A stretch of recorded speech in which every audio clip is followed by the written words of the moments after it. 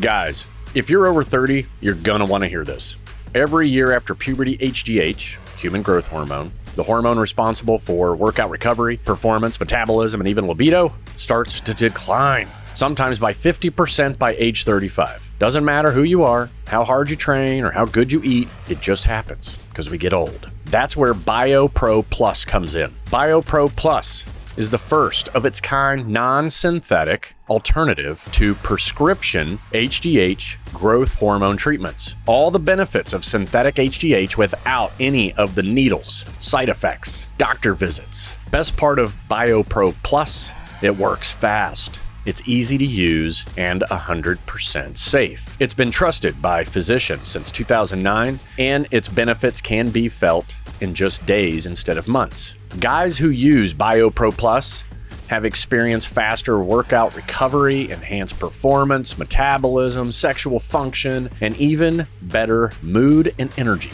Want to fix the way you perform, look, and feel without all the risk of big pharma synthetic stuff? BioPro Plus. Click on the link in our bio show notes to learn more. I tried BioPro Plus myself and I love it. If you put your body through the ringer like I have, then I think you're gonna love it too. Now, that's what I'm paid to say.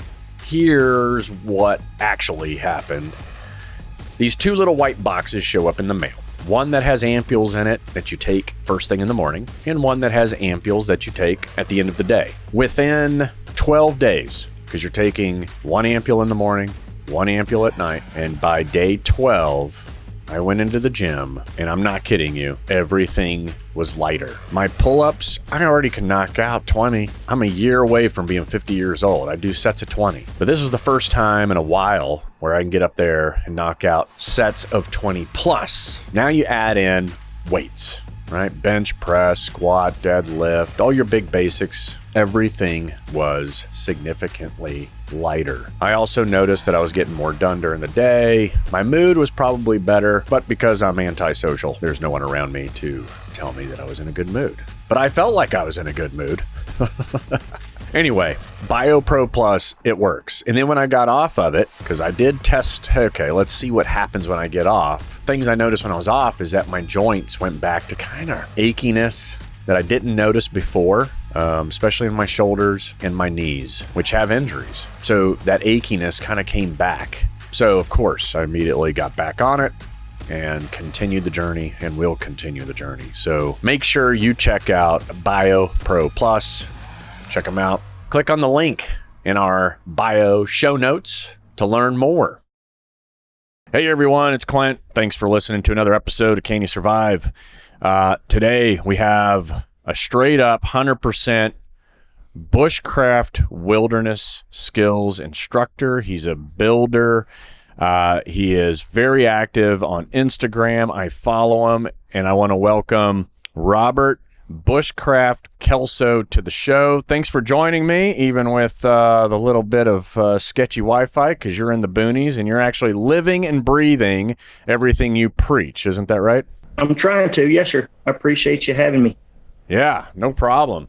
We'll get you warmed up with a little bit of a rapid fire, and then I'll give you two choices, and then we'll circle back to the whys and hopefully give our listeners a lesson in bushcraft throughout this interview. So to kick it off, we got primitive or modern? Primitive. Yep. Bow or rifle? Rifle. A Bic lighter or a ferrule rod? Ferrule rod. A fishing pole or a fishing net? Fishing pole. A casting net or a gill net? I'm going to say a casting net. Casting net, okay. Beer or wine? Beer. I think I could have guessed you're a beer guy. All right. A good pair of boots or a good pair of socks? I'm gonna go with a good pair of boots. Yeah. Are you a Ford Bronco kind of guy, or are you a Ford Mustang kind of guy? I'm gonna say Mustang. Mustang. All right. And then mountains or ocean? Mountains. And then last but not least, money or memories? Memories. Yes. Okay. So far, so good. Going back to the top, I gave you primitive or modern. You picked primitive, which I could have guessed that. That was a give me. But the primitive and bushcrafting, they kind of go hand in hand, right?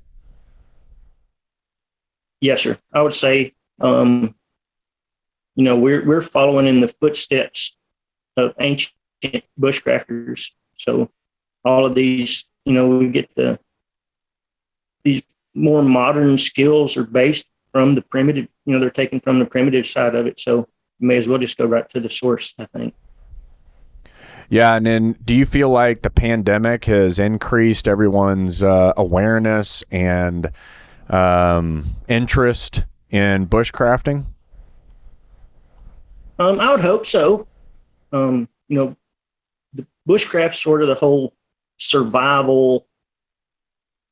I don't know. It's not bushcrafting and survival, depending on who you talk to, are not the same, or they are the same. Everybody has different opinions, but to me, bushcrafting is more about the problem solving aspect of it. And I would hope everyone is trying to get better at problem solving. And if anything, the recent pandemic should have made people think about, ways to do things out of the norm. Yeah, I like that answer. Problem solving. It's not, that's really at the end of the day, that's what survival's all about, is you got to figure it out. And ideally, you've got some background and some knowledge that makes it a little easier to figure things out, right? Instead of reinventing something that was already invented, 1,000 years ago. That's right. The next choice, I gave you the bow versus the rifle. You picked the rifle. Yeah, I'm a rifle kind of guy. I mean, I have nothing against bows. Traditional archery is super awesome. I've made a couple bows, not nothing fancy. I hunt with a compound bow, but just for what I do in my normal day-to-day or month-to-month thing, however it goes, whether I'm checking traps or I'm hunting or I'm just beating the bushes, I'll take a rifle most of the time. Yeah. Just a small single shot 22 Magnum most of the time. Yeah. I think rifles just certainly make it very easy, right? You don't have to get so close to get what you whatever it is you're hunting, and and it's great for self-defense. So and you can scare something too with it, versus the bow. Bow's not very loud. But if you were in a situation, say I was run up on a black bear or something and it just was acting dumb, I don't have to immediately, shoot it to necessarily make it leave. I could just shoot, a warning shot and maybe enough to scare it away. Versus a bow, you don't have to holler at it, unless you can make your bow like a whistle or something. That's a great point. Have you had to scare off some bear just with gunshots? I haven't. I've had to scare off some coyotes before, and then now I don't scare them away anymore. It was before I got into the goat business, been several years ago, and that coyotes are in the goat business too. They like to take them without asking, so I had to do quite a bit of predator control. Gotcha. Yeah, that makes sense. And I like that. The coyotes are in the goat business as well. Some natural old chickens or whatever you're raising, they're in the business too. And they're fierce competitors. Yeah, they're predators and just natural competition, right? They've been doing it a lot longer than we have. Yeah, they have. They're pretty smart. Bic lighter versus the ferrule rod. You picked the ferrule rod. Yes, I picked the ferrule rod. Now, which would I go to first? The lighter. Yeah. Like I carry a lighter in my pocket all the time. But I did it's an old video. I don't know how easy it is to find on Instagram, but I laid a big lighter down on a rock and a ferrule rod down on a rock. And I took another rock and just smashed and picked the lighter up, and it was just pieces. I couldn't do anything with it, but I could still strike the ferrule rod. Right. And I know that's kind of pretty far-fetched that you would just smash something that bad, but that's how survival situations happen. Something out of the normal, far-fetched. Next thing you know, you're in it. So that's I can use a ferrule rod when it's busted. That's right. I chose that. No, it's a great point. I mean, there's been plenty of times I've had stuff, like when I was in the military, in my cargo pocket, and you take a good fall, everything in that cargo pocket is potentially damaged and useless, to include a Bic lighter. Right. Fishing pole versus a fishing net. You picked the pole. Yeah, I like to be present. And I know, if you set up a net, it can work while you're not there. Yeah. But a small fishing pole, that's a food getter, man. If you can sit there and just feel the line, you know when to pull it. It's I just kind of like having it in my hands. Yeah, I like that. I like your answer. Be present. That's yeah. I think it's important to be present with a lot of things we do these days. Oh yeah, absolutely. And then a casting net versus a gill net, which you picked casting net. Yeah, my area, it's a lot of creeks, and you'll have these deep holes a lot of time where fish will congregate, and just one of those little cast nets like you catch shad with, you could slay fish in a situation where you needed to use that. I mean, you could get the whole pool, so to speak. And a lot of our creeks and stuff aren't very deep, so you can sight fish. You can see what you're going for. And I know it won't work while I'm sleeping, but it's kind of like being in control of it. I like to do that. I like to have it in my hands, do what I'm doing. Yeah. No, it makes sense, man.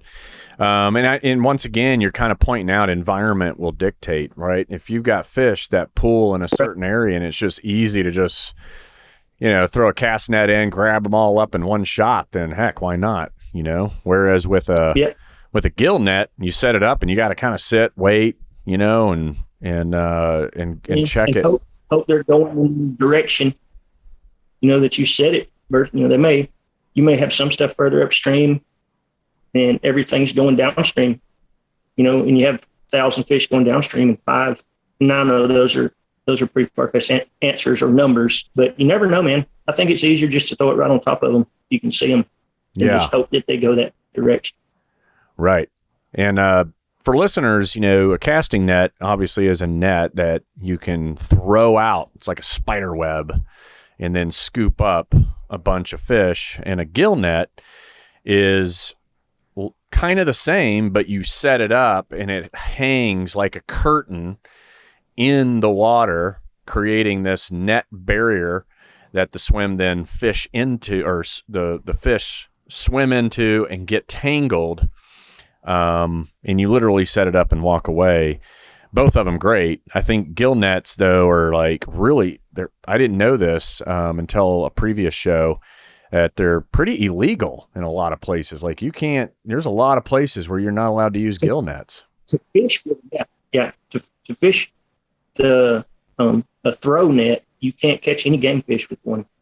Like it's it'd be like a shad. That's why I said in a situation where you had to use it. Yeah. But like most of the time where people's going to use them, they'll be catching shad or some sort of bait fish to use to catch catfish or, what other kind of game fish they're going for. But if that was an option and you had it in a survival situation, and again, that doesn't make it legal. If you're using it, in a survival situation, it's still against the law, but they're going to be way more lenient on you, if you're trying not to die. But it would definitely catch fish. It'd be a good option to have. Yeah. Wow. Okay. Beer versus wine. You pick beer. Yeah, I'm a beer guy. I like sour beer. It gets hot down here. I live in Georgia, so it gets pretty hot. And in the summertime, to me, there's nothing more delicious than a good sour beer. So if you've never had sour beer, I suggest you try it, and then you can cuss me afterwards. Most folks don't like them, but I think they're delicious. I'll have to try one. Is there a specific brand you like? I would say if you're going to try one, try the Dogfish Head Sea Quench Ale. That's a good one to start with. It's not too crazy. It's a real limey sea salt type beer. It's really good. Huh. I'll have to try that. All right. A good pair of boots versus a good pair of socks. You pick the boots. Yeah, I'm gonna go with boots. I'm kind of weird with my boots. Like if I'm at home, I have a pair of steel toe muck boots that I wear for everything: cutting grass, checking traps, walking to the creek, running the forge, whatever. I wear them. If I'm going out, say I did a trip to Colorado, 5 days out, and I got these really inexpensive. I'm not going to say cheap because they're fantastic boots, but they're really inexpensive. They're under $50, and I have wore those things everywhere, and they just they wear great. But see, if I'm at work, I wear Keen Utility. In a paper mill, you got to have some pretty good stuff to protect your toes. So, depending on what I'm doing, I wear a good pair of boots when I'm doing it. But I can't knock on socks though. But I would rather have a good pair of boots. I'd rather have a good pair of boots and some decent socks than good socks and boots that the sole's falling off of. Right. Yeah, I'm with you. And what's the brand in the boots that you that you said are inexpensive and you? They're called Nortivate. It's Nortiv and the letter 8. And not just me. I have turned a bunch of people onto these boots, and they all love them. And we've had them for a couple of years now. And I mean, I know a kid named Gabe that is the hardest person on shoes I've ever met in my entire life. He's still rocking them. His dad's bought him a pair, but they both bought a pair, and they love them, man. It's good boots. Huh. Nortiv 8. I think they're like when I got mine, they were $37, and I still got them. Still have them. I wish the sole was a little more aggressive, but other than that, fantastic boots. Huh. Yeah, that is inexpensive. And if you're saying that they last through all the stuff you do, then they got to be good. I'll have to check those out. Nortiv 8 boots. Check them out. Yeah. They're pretty awesome. Huh. Okay. And then we got a Bronco versus Mustang. You picked Mustang. Actually, I was kind of surprised by that one. No, I like four-wheel drive. I do. But I also like burning the back tires off something. And in the two choices, I think I'd rather have an old Mustang just to listen to it and, put a new pair of tires on it every weekend if I had to. They're fun. They're fun. I'm with you. Speed for me is it's like therapy. It really is. I joke about it. I've got buddies that turn to alcohol or turn to all these other things, and I'm like, what? Speed's it's a better alternative, I feel like. And it's it can be dangerous at times and dangerous to others, but if you had to pick an addiction, I'd I definitely think going out and going as fast as you can isn't a bad idea. Oh yeah, or just a couple squirrely donuts. Yeah, there you go. Put a smile on your face. Yeah, make sure there's plenty of space when you start doing squirrely donuts. That's right. Mountains versus ocean. This was kind of a gimme. I figured you'd pick mountains. Any other reasons? Now, I think it would. I love the mountains. First off, like I've only been a few times, but we got pretty big rocks and hills down here where I'm at.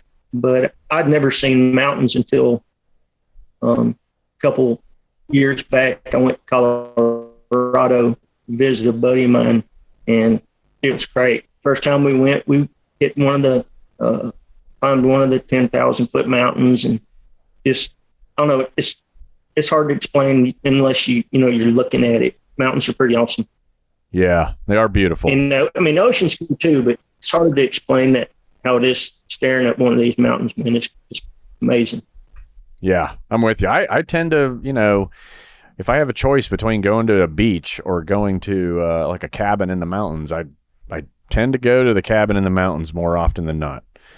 Oh yeah, I would too. Yeah. It's just there's more to do. It's just a lot more relaxing. The air is clean. It's cool. It's crisp. Way less people. Yeah, you don't have to deal with people. Yeah, good point. Money versus memories.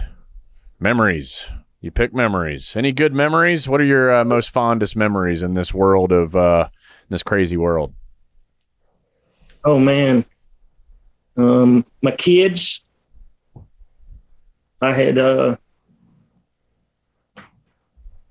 had no idea what being a father was going to be like, and you couldn't give me enough money to take stuff like that away from me. Like this, I guess it takes a father to understand what I'm saying, maybe, but there's no amount that's better than being a dad, I think. Yeah, I agree 100%. Like being in the military, I missed basically the first 10 years of my daughter's life. And then I've just been playing catch up ever since. And it's, it's the best thing for you. And it's obviously, without a doubt, the best thing for your kids is for mom and dad to be present and engaged.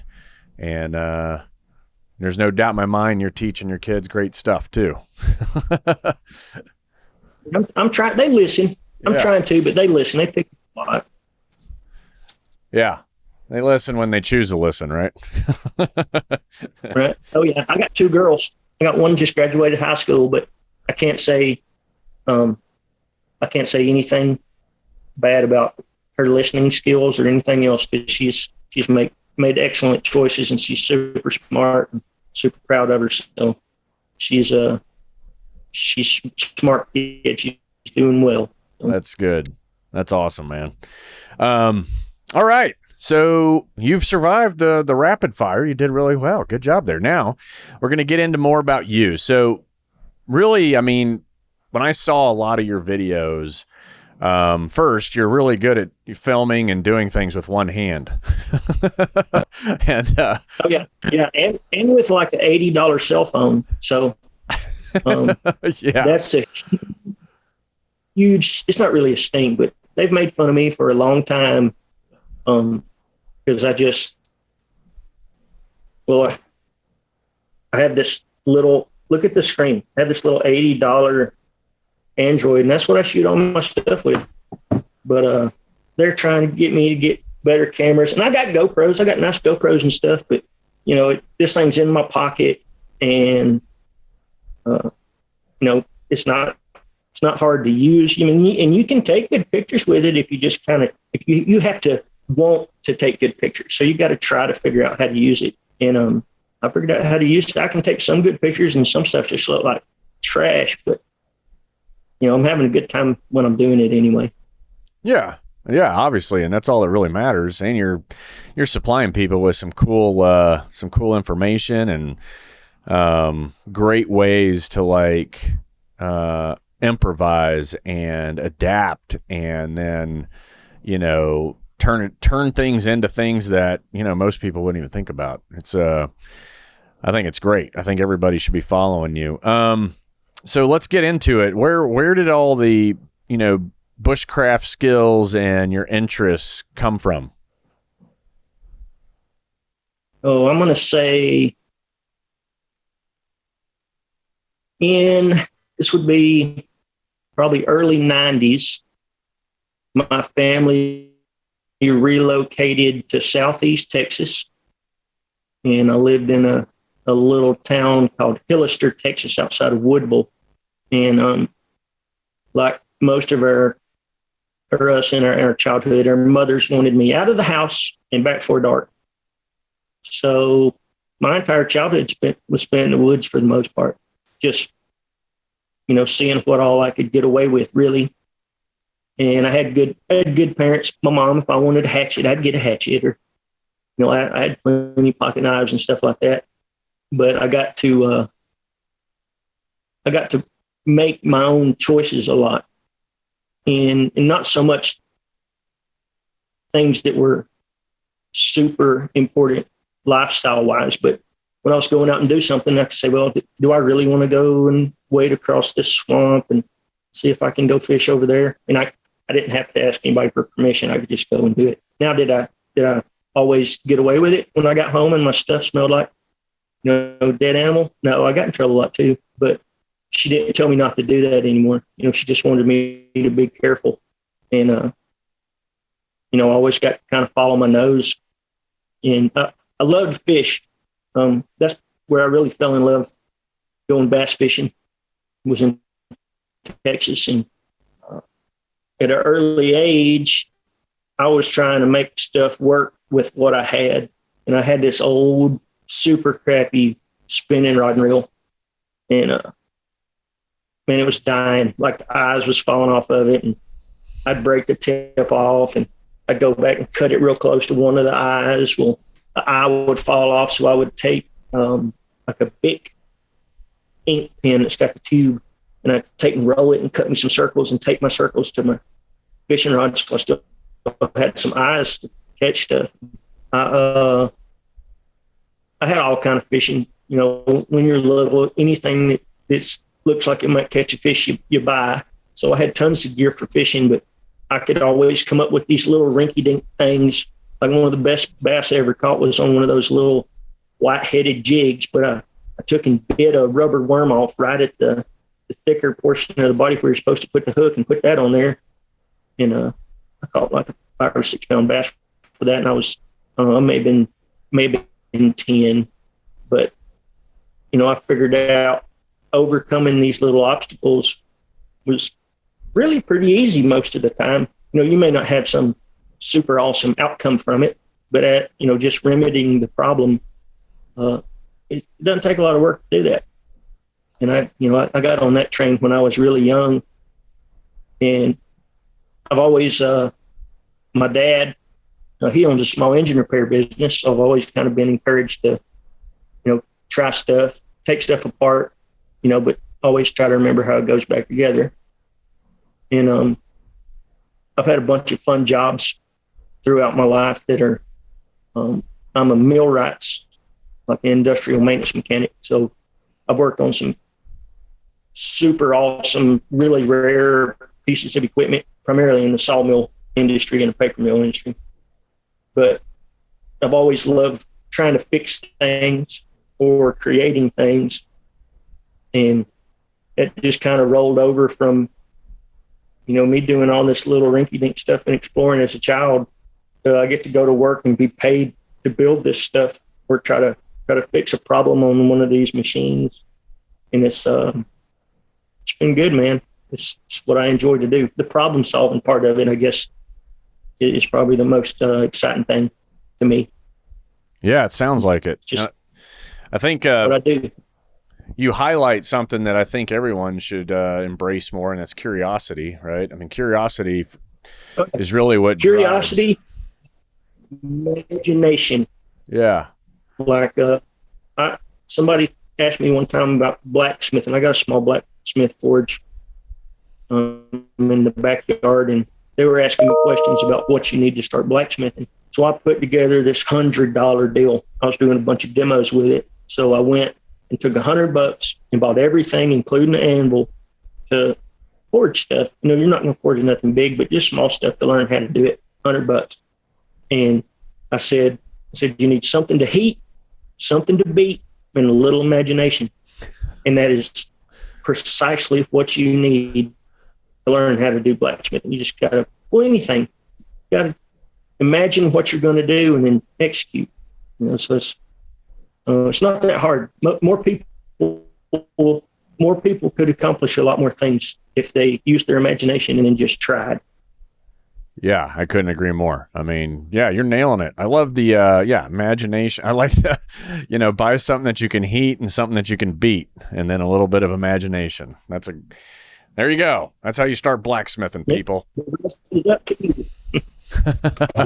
Now, I like to ask everybody comes on board, craziest moment, scary moment, moments where you're like, uh-oh, this might not work out too well.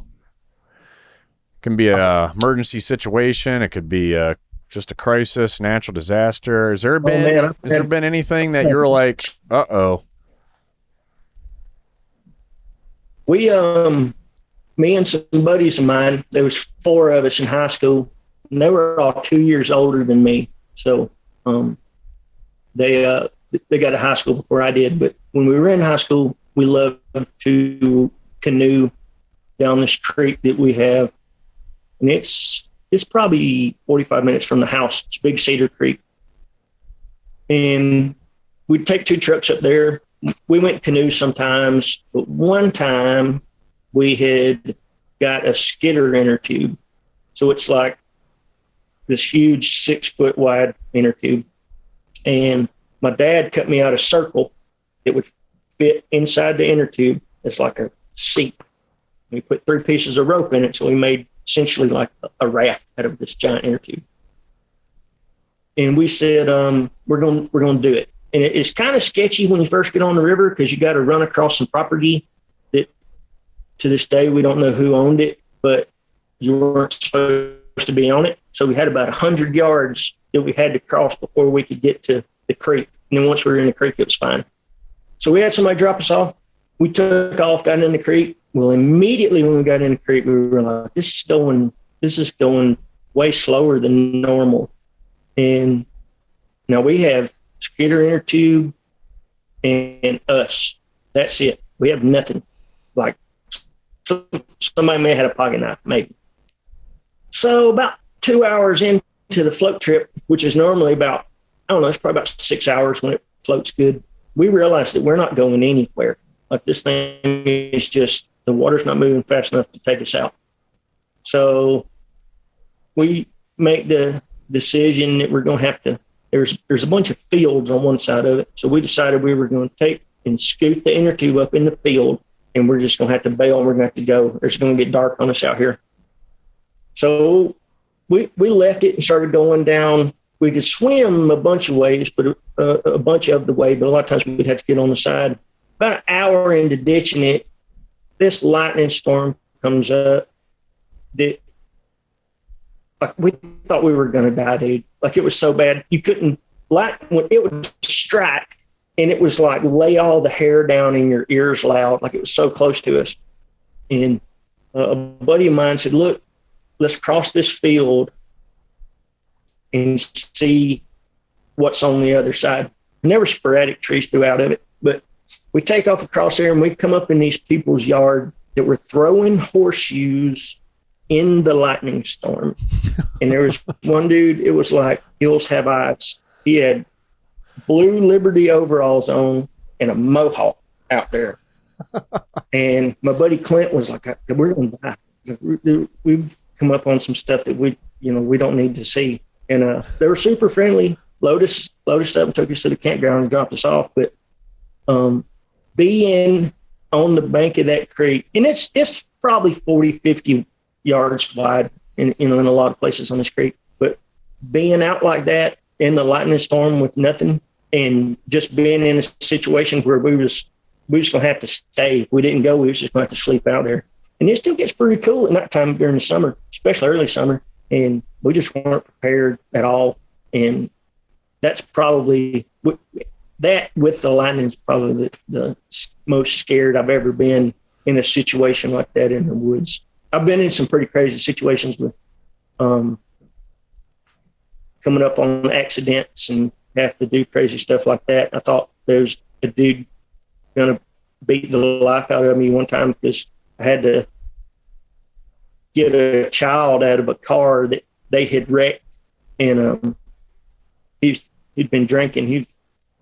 I took the kid away from him, and he took the kid back away from me, and was just talking a bunch of crazy mess. And once the first responders got there, he run, and I ended up having to go find him and take the kid back away from him again.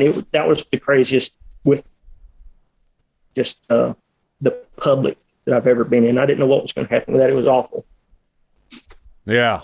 Wow. Actually, that's kind of. But I try to stay out of crazy stuff as much as possible. Right. Yeah. Exactly. The whole goal is not to get involved in things, but we tend to find ourselves in situations usually when you don't least expect it, like a lightning storm, and then running up on somebody playing horseshoes in the middle of the lightning storm with a mohawk. I wouldn't. Yeah, that was crazy. But that accident, like I wouldn't. When we pulled up, it was a Ford Explorer that was facing the opposite way, laid over on its side, and I could hear a baby crying, and I was like, "Oh man, like this is bad." And I went to climb up on the Ford. It was laid up against a bunch of pine trees. But when I went to climb on top of it, I stuck my hand in a little bitty, like triangular shaped window behind the back passenger roll-up window. And it was kind of like on like the back. But anyway, I stuck my hand in there and went to climb up, and some dude started squealing. I mean, just not screaming. I mean, he was squealing. And I jumped down and went and looked, and I could see like this much of a guy's face and his arm sticking out from under it. And the baby was still screaming and hollering. And I told him, I said, man, I'm sorry, but I got to climb up here, get this baby. And I climbed up there, and he continued to squeal. And when I opened the door, the big guy was standing on like the driver's window. It was on its side, and it was trying to get me to get him out instead of the baby. And that's when I realized something was wrong. And then it just escalated quickly after that. Wow. Yeah. I mean, and I'm assuming that was his kid, right? He said it was, and he ended up giving me the challenge. I just closed the door back because I had opened the door when I was standing on top of it. Well, he ended up kicking the windshield out barefoot. He had shorts on, no shirt. His head was like a scalp. The scalp was flopping around, and he come up and he said, "Give me the boy, give me the boy." And I said, "Man, I can't give you this boy." And he says in perfect English, he was a Hispanic guy, but in perfect English, he said, "My wife is too controlling. Don't call the police." And I said, "Brother, the police is coming. Like, I don't know what that has to do with this, but the police is coming." And the little boy was crying for him, and he was wanting a little boy. So I just kind of put them together. We'd picked a bunch of glass off the little boy's face. And as soon as he got him, he picked him up real close to him like this. And he kept trying to touch me. And he was saying all this stuff about not calling the police. And I was like, "Dude, the police is coming, man. Like, they're coming. I'm not." Wow. Well, about the time first responders pulled up, he took off with the kid and was dragging the kid.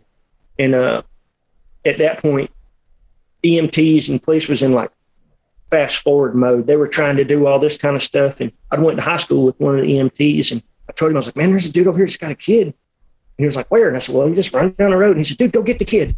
Well, I'm running down the road trying to get the kid from this dude. It was crazy, man. It was just one of those things. Yeah, only I can imagine like American highways, and then I've seen some crazy. It's on the side of the road all over the world. It's the craziest stuff that goes on. That's good, true. Man. That's good. And it could have that stuff could have been happening in 3 more places. As many people as there are in America. You know what I mean? Easily. Or the world. Really. You never know. Yeah. No doubt in my mind. No doubt in my mind. Well, I appreciate you sharing that. That's good stuff. Back to your bushcrafting life. All right. So we kind of talked about it in the rapid fire, but go through, like, in your mind, differences. Like, bushcrafting is actual skill sets that can then support a lifestyle. It can support survival. What other ways do you kind of look at it? Well, when I say, like, I can kind of put it into two different categories. So survival would be trying to survive with whatever you have at that time in that place. Bushcraft is more of going with a kit and accomplishing a task that maybe you have predetermined, or you have a general idea of what you want to do when you go out there. So you take the stuff with you to do that. Versus survival is just what you have. You know, you don't know what you have when you're rolling into a survival situation. You just got to try to, make it work with what you got, versus being already set up to accomplish something in bushcraft. That's the way that I look at that. And then there's also, like, primitive skills. Like, I don't necessarily put primitive skills in with survival or with bushcraft. I think primitive skills are kind of their own thing. Like, like I teach several classes, and in my bushcraft class, like, we don't teach any fire. I don't teach any fire in my bushcraft class. I teach a firecraft class that's for fire, but I don't think doing a bow drill necessarily is bushcraft. I think it'd be a firecraft, but the thing about what we do is so many people do it, and there's no rules. So if whatever somebody wants to say that they're going to do, that's it. And then really can't nobody say anything about it, because there's, it's up to the practitioner what they want to label what they're doing. So I like it. Yeah. That's I see it, but other people might see it totally different, and that's okay. There's nothing wrong with that. Right. Now, if I were to show up to your bushcrafting class, what kind of stuff am I going to learn? Right from the bat, we're going to learn some knife safety and some knife skills. So there's a bunch of different handholds. There's a bunch of notches, some batoning, basically how to do as much as you possibly can safely with the blade that you have. And then from there, we're going to roll into a few knots and some lashing. Well, once we get knots and lashings, then I'm going to start introducing these little projects. I don't have any right here close that I've done, but for example, I'll do like a spoon that's made. The spoon part, the bowl is a shell, and you got to put a handle on it and make a spoon. So I'll give you guys, like, what I'll do. I'll go over how we do it. I'll show you the demo piece, and then I'll give you a shell, and the rest is up to you. Like, I encourage people to use their imagination, going and finding their materials that they need and coming back, and then we'll put it together. And there's a ton of different individual projects that we do. And we learn in this class, each little thing that you do, it's like a snowball, really. So you'll learn how to, in the beginning, you may be learning some notches that don't seem that fun, and the slashing and material selection. That's a big thing too. If you want to carve some chopsticks, for example, you don't want to go get a 2-inch OD piece of oak to carve 2 chopsticks like that. I mean, you can if you want to carve chopsticks for 3 hours, but making the call on correct materials to use, on top of knowing how to do several different smaller tasks, it all adds up to something big. So in my intermediate class, we do a whole bunch of little small projects. Well, what I'm doing while this is going on, I can't go too much into it, but while all this is going on, I'm building the big project out of sight where people can't see it. So as they build these individual pieces, they're looking at all these individual pieces they have. But out of the way, I've built this simple machine from each of the individual pieces that we made. Looking at them independently, oh yeah, I have a pulley and I have this this pot holder and these different stakes and this and that. It just looks like useful things as it is, but combined, it makes a simple machine.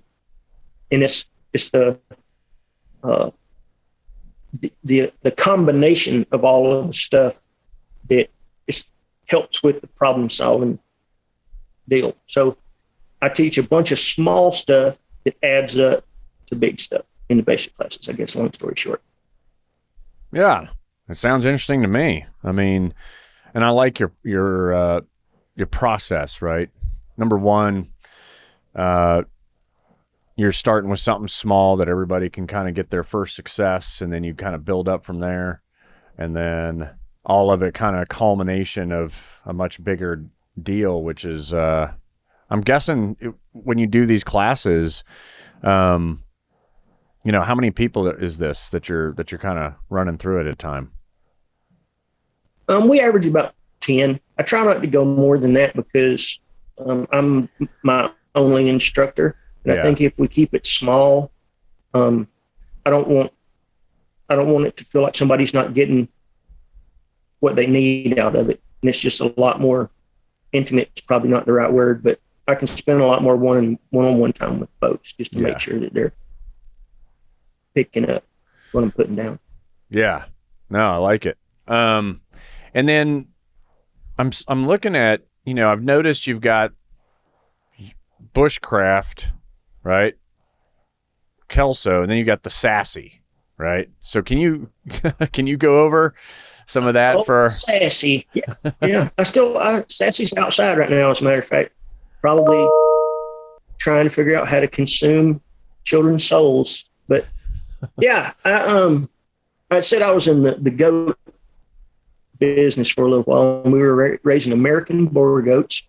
I have a small farm here. We normally raise chickens and goats, and in a big garden, had cows and all that stuff. But I was raising meat goats, and it was our first time we had babies dropping, and one of them dropped 2 babies in like January. It's super cold. And when I went out there, I saw the first baby, and it was dead. So I run back to the house and went back out there to try to figure out what was going on. And there was this little bitty red rabbit-looking goat. Her ears were as long as her body. She was all huddled up right next to the barn, and her ears were real swollen up, which was kind of weird. This is the first time that I've ever experienced frostbite firsthand, was with this goat. But the mother went into they get depressed real bad. It's almost like some sort of PTSD maybe, or something like that. But it's like their feelings get hurt horrible to the point where like they could die. They won't eat, and goats are just strange critters. But anyway, we took her in, and I had to bottle feed her, keep her from dying. And she lost about the bottom 3 inches of her ears. They shriveled up and just fell off. That's why if you see her ears are real short and stubby, and they're white on the end. She had folded ears at first, but I guess where she was wet, and you know, it was in the low 30s, high 20s at times. So that's what caused her ears to do that. But she essentially became my child for the next several months. So I had to bottle feed her, and I took her to work with me, and rode in the truck. Well, I my backyard is 128 acres. So I can go play in the woods anytime that I want to. I just walk across the yard and into the woods. Nice. And I do that quite a bit. And she got where she would pitch a fit if she couldn't come with me. So I just said, come on. So she'd follow me, and she follows extremely well. And I said, man, I'm going to get one of them canine rigs and put on the goat. And really, you're not supposed to use a canine rig because goats have these spinuses they got these little things that stick up like this on the top of their spine. And you're supposed to split that. Something goes on each side of that. Oh. But I got this. There's no weight on Sassy's other than a poncho and a rubber expanding cup because she gets scared of the water. But over time, folks were like, man, I want to put a patch on there. So she ended up getting more morale patches and stuff than I had. And then people started, man, if I send you one of these, can you put it on her backpack or whatever? So, yeah. So it just evolved. People loved Sassy. And she got to the point where she's about 210 pounds now, but she despises children. Like, does not like children at all. Wow. And yeah, she loves me, but women and children she don't necessarily like. So when I would take her to these shows, every lady and child wants to touch her, and you could just see it in her face that she just wants to devour these children. And she's my friend, as much as the bushcraft goat, but I didn't want her to do that anymore, because not only in case somebody's kid got knocked over by my goat, which I think every child should probably be knocked over by a goat one time in their life just to say that they've done it. But didn't want her doing something she didn't want to do. So now she just hangs out with me. We still go out and stuff and play in the yard, but we don't do any shows anymore. But she's a fantastic pack animal. Like if I bought a pack goat rig and some panzers or whatever they're called and put on her, she'd haul whatever I put on her. Yeah, I would say so, especially at 200 plus pounds. I mean, she can carry some weight. Oh yeah, and you'd think, oh man, these big old tank goats, they can't move. And you can't. She'll catch me, and I'm not in the best shape in the world, but I'm pretty fast for 50 or 60 yards. Then I have a hard time slowing down, but she smokes me. She's super fast. Yeah, you can't run from her. Yeah, no doubt. That's awesome. And once again, you can see Sassy on Instagram. If you follow me, just look at who I'm following, and then it makes it a little easier to find. Man, when I first started doing the Sassy thing, I didn't even have social media really at the time, and there's a forum called Bushcraft USA, and if you Google gearing the goat engage, you can watch the whole step by step how I did everything with Sassy's rig from start to finish, and from when she was first coming out with me without a rig, when she barely had any horns, up to where she is now. It's just the whole trip there. It's pretty cool to look at. It is. That's cool, man. And I think goats, man, they've become so popular, especially recently, whether it's those little itty bitty yoga goats or, people with homesteads like yourself and raising them, whether it's meat goats or, heck, they tend to also be a good alarm systems too, right? Oh yeah. Yeah. Yeah. They hear and see stuff before we do most of the time. Yeah. And they're real vocal. Right. So like if I'm outside and the UPS man's pulled up, Sassy will be telling me the UPS dude's here before I even hear his truck most of the time. And they're fun. Like they I had said one time it's like Comedy Central on four legs. Like they have these crazy personalities and they become like your friends. And they know what to do to aggravate you. Sassy knows what to do to aggravate me. She's ate the finger off of so many leather gloves, or she likes to mess with the tie-outs on parts and stuff. She knows what to do to aggravate me. She enjoys it. Yeah, that's awesome, man. Well, I'd love to keep talking, but it's time. It's time to put you through your crisis and see how you do. Are you ready? All right. Ready as I'll ever be. All right. You're taking a trip that requires you to board a small airplane. The airplane only seats about 15 people. You can select your own seat, though. So when you board, do you A, select a seat towards the rear of the plane, or B, select a seat towards the front of the plane? I'm going to say A. A. Select a seat towards rear of the plane is correct. supposedly, when planes crash, the tail end of it stays intact. And for some reason, I think there's people out there that think that you're supposed to, increase the survivability somehow if you fall out of the sky. But either way. Well, to me, it would make sense. The front, to me, seems like that's what's going to hit first. So, Yeah, that is true. So you select the seat near the rear, which in the event of a crash is safer. The plane is flying over the ocean, and you are in the lavatory when you hear a loud bang. Then the pilot tells everyone to brace themselves for an emergency water landing. Okay? Do you, A, stay in the lavatory and brace yourself, or B, quickly get back to your seat, fasten your seatbelt, and brace for impact? Oh man, I think I'm going to brace myself in the laboratory. Yeah, you think so? Yeah, I think I'd rather hang on to something than be mid-step halfway down the aisle.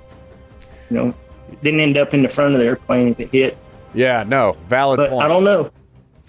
Well, because this is kind of a choose-your-own adventure, there is a right and wrong, and this adventure you picked wrong. That's okay though. All right, you can get about 3 of these wrong. All right, so you're doing okay. So B, quickly get back to your seat, fasten your seatbelt, and brace yourself. As the plane crashes into the water, you manage to survive the impact. Good job. You find yourself floating amidst all the debris and wreckage. You're struggling to stay afloat. So do you A, grab onto a floating piece of wreckage for support, or B, just start swimming towards the nearest visible land? I'm going to grab onto a piece of wreckage. Yeah, exactly. You grab onto that, whatever you can find, conserve energy, and try and orientate yourself, and, make sure you're making right decisions. So you grab on a floating piece of wreckage to keep yourself afloat. As you look around, you hear another survivor calling for help as they cling to a piece of debris as well. So, do you A, swim towards the other survivor and offer help, or B, focus on your survival first and swim towards land and just leave them behind? I'm gonna go help him. Yeah. Because you helped a little baby, I knew you were going to help this person. So, yes, A, swim towards the other survivor and offer to help them. And the way I look at this is they could be your next meal, right? I mean, I'm not a food snob. I'll eat you if you die and I need food. It's like delicious work out here. Yeah. All right, so you swim towards the other survivor and offer help and support. Together, you manage to find a larger piece of debris that can support both of you. So, do you A, stay close to the debris and wait for rescue, or B, now start paddling to the nearby visible island? I'm paddling. Hell yeah. Yeah. B, I'm going to the island. Yeah, I mean, we always hear in survival stories like, oh, I'm stuck in a blizzard. Yes, stay with your vehicle. Don't wander off. Car accidents, right? Stay near the car accident. Don't wander off. But in this case, you definitely are going to go to land, right? You can't sit. Oh, yeah. You can't sit in water. You're gonna hype. You're gonna hype out sooner or later. Hypothermia is going to kick in. No matter how warm the water is, it will steal your core temperature eventually. All right. You and the only other survivor make it to the nearby island. Good job. So, do you A, explore the island for supplies, or B, just wait for rescuers? Because they've got to know where you're at, right? I'm going to explore. Yeah, of course. You start exploring. You decide to be proactive. You got to keep moving. And you start looking for supplies. As you search, you find some edible fruits growing nearby, providing at least something to eat. And you also come across what looks like a bag of trash. Go figure, right? The ocean is full of trash, unfortunately. So, do you, A, check out the trash bag, or B, just leave it alone? I'm checking it out. Hey. Good job. You check it out, you search the bag, you find useful items. There's a dull knife, a lighter, a plastic bottle, an empty can of beans, and a bandana. What do you know? So, next, do you find a water source or do you build shelter? I'm going to say, man, you need water pretty quick. I'm going to say water before shelter in this situation. Yeah, I agree. Water before shelter. I mean, this is an island and you're kind of, you could be limited. So the sooner you start, the sooner you get there when it comes to fresh water, and you cannot waste any time. Shelter can wait. So you choose to find water before building your lean-to. You find a stream. You start collecting water in the bottle that you found. You can use the bandana as kind of a makeshift filter. And then you can use the other items you found to boil the water and really ensure that it is good to go. Because the last thing you want to do is get sick. Days turn into weeks. And you and the other survivor continue to support each other, rationing the remaining supplies and building a shelter for protection. So do you, A, work with the other survivor to build a boat, or B, collect supplies that you can use to signal for help? I'm going to try signaling for help. Right. You have to constantly, even though weeks have gone by, you have to constantly be creative and figure out ways to get someone's attention, whether it's another boat passing by, a plane that goes overhead. You've got to constantly be doing that kind of stuff. You can't just put one signal out or do one thing and expect that to work. Building a boat's a great idea, but signaling is more important, because building a boat would probably take longer than you want. So it's probably better to concentrate. Where are you going? Yeah, where are you going? Good question. So, yeah, more days pass, and you and the other survivor continue to survive on the island, but the tension is growing between the both of you. One evening, you spot a ship on the horizon. Do you, A, light that big signal bonfire to attract attention of the ship, or B, swim out to the ship, taking the risk, but you could potentially reach those rescuers? Well, first thing I'm going to do is light my signal fire, and then I'm going to start swimming if I can reach it. But I'm going to light the signal fire first.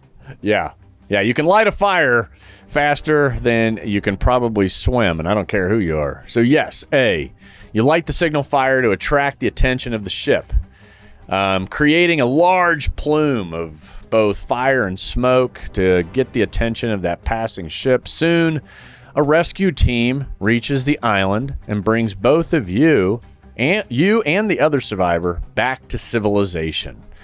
So hey, good job. I didn't expect you to do really all that poor anyway, and congratulations, you have survived this podcast. And the biggest takeaway here, resilience, being resourceful, and cooperating with anyone you got with you so that you can just make it from day to day. In these situations, obviously, you got to have a lot of motivation. You got to stay positive. It's real easy to get depressed, especially as time goes by.